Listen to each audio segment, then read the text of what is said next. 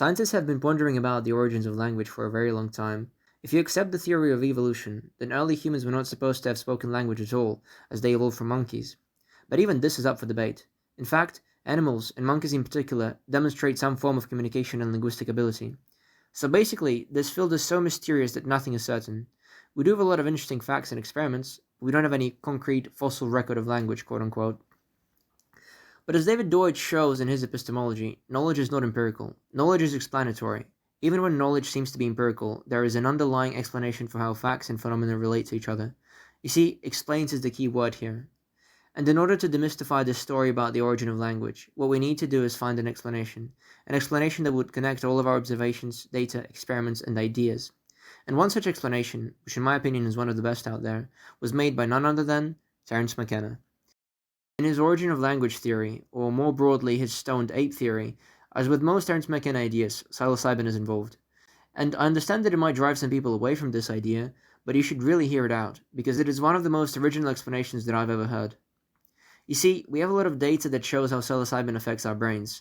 Objective medical data from brain scans analyzed by neuroscientists, chemists, psychologists, psychiatrists, you name it.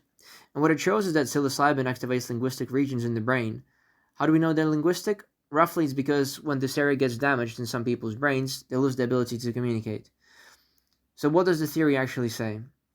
Imagine a group of ancient Homo sapiens sitting around the fire, absolutely loaded on mushrooms. They're euphoric, they see hallucinations, but more importantly, the linguistic regions in their brains are as stimulated as they can possibly be. And what starts happening, Terence McKenna suggests, is glossolalia, speaking in tongues.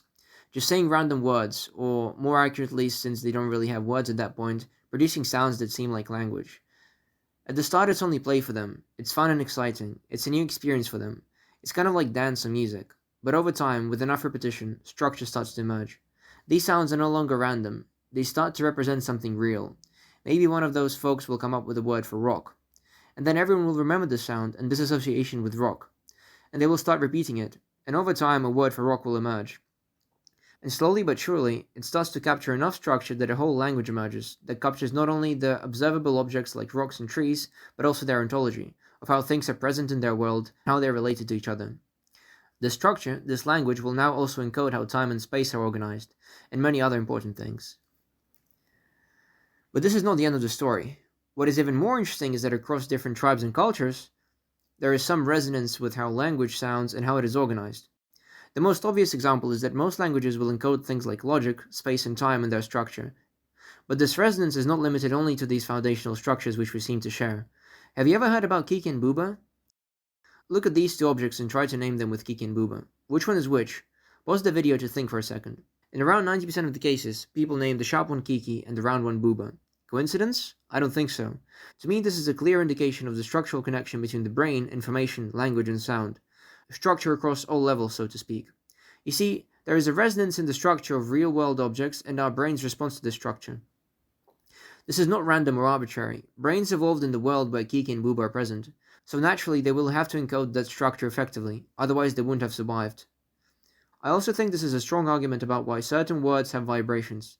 Just try to identify it. Listen to the words such as good, beautiful, pleasant, creation, and then compare the sounds to harm, bad, ugly, destruction. There are many more examples like this. So let's recap. Early humans get loaded on mushrooms, their brains activate so much that they start making inherent sounds that seem like language. Because there is structure in the world, these sounds then start to admit the structure. Grammar, syntax, phonetics are established and they make sense. And so we have language. But words are just one communication medium we have limited ourselves to.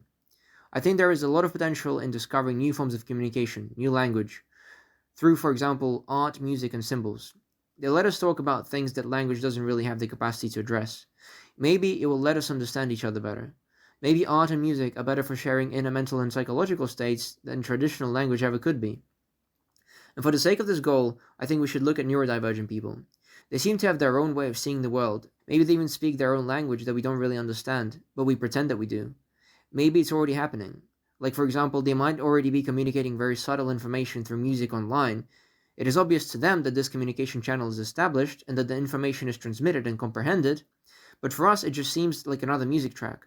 If we establish a rich environment where neurodivergent people could interact and create together, perhaps we could learn many lessons from them.